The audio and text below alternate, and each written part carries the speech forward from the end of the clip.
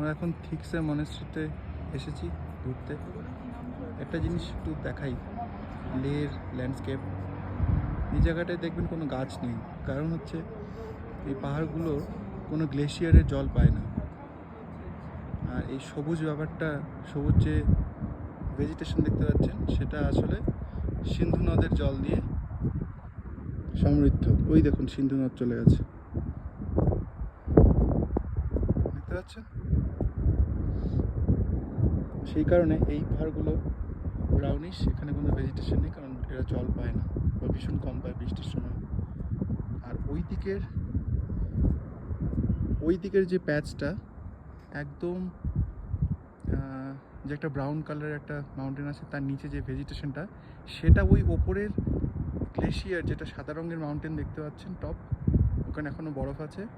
ওখান থেকে বরফ গলা জল ওই পথে চলে আসে বলে ওইখানে ভেজিটেশন আছে।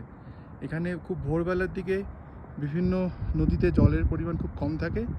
যত দিন যায়, যত বেলা গড়ায় এবং রাত যখন শুরু হয়, তখন সমস্ত নদীতে জল বেশি থাকে, কারণ গ্লেশিয়ার এর জলগুলো গলে ওখান থেকে এই প্লেনে রিচ করতে ওই সময়টুকু ওদের লাগে। ওদিকটা এবার দেখাচ্ছি।